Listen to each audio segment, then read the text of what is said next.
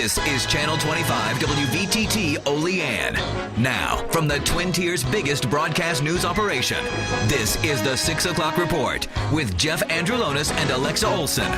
Listen on News Radio 96.7 WVTT or watch on News Channel 25 WVTT Television. WVTT proudly presents the 6 o'clock report. Good evening, I'm Alexa Olson. And I'm Jeff Andrulonis. Good evening. The big story tonight on the 6 o'clock report. The alleged killer of Clymer School Superintendent Keith Reed Jr. tonight is fighting his extradition from Virginia back to New York State. WVTT's Derek Smith has our story. The initial court appearance decision to seek counsel by the Virginia man suspected in the murder of Clymer Central School Superintendent is leaving Chautauqua County Sheriff Joseph Gerarsi feeling uneasy.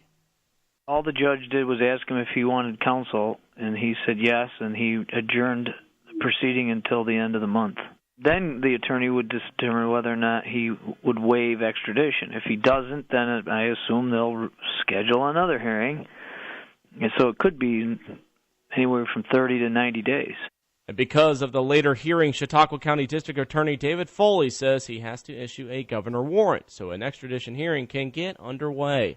Once the governor of New York State issues that, it goes to the governor in Virginia, and then an extradition hearing will be directed to be held for Mr. Taglianetti.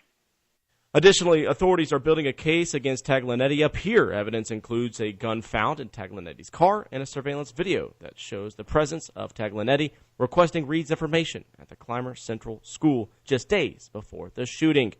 Well, that gun is in our possession, is going to the crime lab for analysis. And then the surveillance video? Yeah, we have that in our possession. Taglianetti is being charged with second-degree murder in the death of Keith Reed Jr. In Olean, New York, I'm Derek Smith with News Channel 25, WVTT.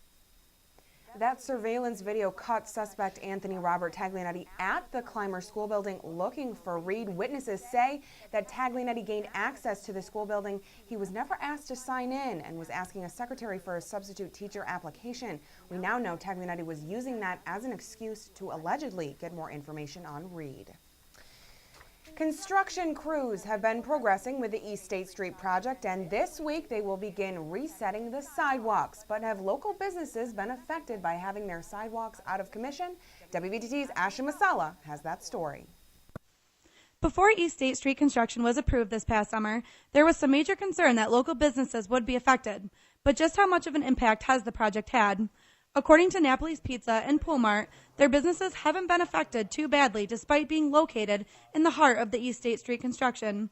Owner of Napoli's, Anthony Procacci, said his Italian restaurant has been impacted by the construction, but that his customers have been understanding about the situation. It wasn't a real drastic drop, but yes, there was a little bit of change in numbers from last year at this time to now. It's something that needs to be done. There is no way around it. This should have been done a long time ago, so we're just going to have to live through it, and hopefully they'll get done quick and complete. But yeah, it did put a little bit of a change. Yes. Pool Mart Scott Bray said they have gone as far to make other arrangements with their customers so they can continue to get the items that they need. People have been very outgoing to put up with the detours, and they've called ahead, and sometimes we've met them out across the street or whatever we have to do to help them out with their the business they normally want to conduct here. Other local businesses, including Pool Mart, have resorted to advertising back entrances and parking lots so Olean residents know they are still open. In Olean, Ashley Masala, News Channel 25, WVTT. Animal rights activists meeting to discuss an issue they say has been going on for years. The activists met at the JCC Cattaraugus campus last night to discuss the details of what a no-kill facility is and what the Cattaraugus County SPCA is defined as. Despite a low turnout and the recent protests, activist Christy Solari tells WVTT that educating the public is their #1 priority.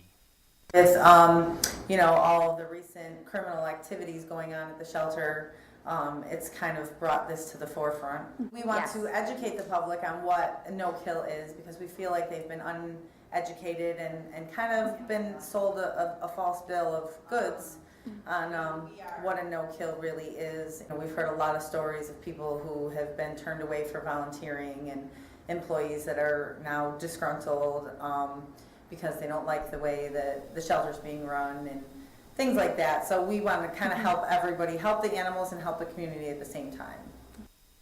The Cattaraugus County Sheriff's Department has made an arrest in connection with an animal cruelty case that was being investigated a couple months ago. Back in August, WVTT reported on a story about a dog that had been found dead hanging from its leash on a bridge in Hinsdale. Cattaraugus County Sheriffs arrested 44-year-old John Bird of Olean and charged him with animal cruelty. Police say that Bird had let his dog go free on a backwoods road. The question still remains how the leash got wrapped around that bridge railing. Bird is due in court later this month. The man that police say murdered his 18-year-old girlfriend while visiting her at college is in jail tonight in Monroe County. 21-year-old Clayton Whittemore allegedly told New York State troopers that he intentionally killed his girlfriend, Alexandra Kaut, while visiting her at Zuni Brockport. Kaut's body was found badly beaten on Saturday morning after campus police got a complaint from Kaut's mother saying that she hadn't been able to reach her daughter. The cause of death was ruled blunt force trauma. Last night, students at SUNY Brockport rallied in her honor wearing purple to raise awareness of domestic violence. Whittemore pleaded not guilty to a murder charge over the weekend. Well, street gangs are on the rise across the Commonwealth. In Allegheny County, County Council is asking the Pennsylvania Commission on Crime and Delinquency for a grant of more than $200,000 to fight gang influence in the county. In Hazleton, Luzerne County, gangs have become such a problem that Senator Utachak and local and federal officials have created a website, OperationGangUp.com, and are holding a series of town meetings throughout the area to educate the community and ask for assistance from many different law officials in fighting gangs. A force multiplier, the FBI, the Attorney General's office, the state police, the local police, all working together really to engage the community, inform the community about gang activity, and trying to find a solution. We understand there's not going to be one solution. Senator Utachak says gangs are spreading to rural communities and operating not just in narcotic trafficking, but in everything from mortgage fraud to prostitution. And they're recruiting members as young as 9 and 10 years old. Pennsylvania's new voter ID law is on hold, at least for now. Details coming up, also on the way. WVTT's World News Roundup. As the 6 o'clock report continues, stay tuned. This is News Channel 25 WVTT.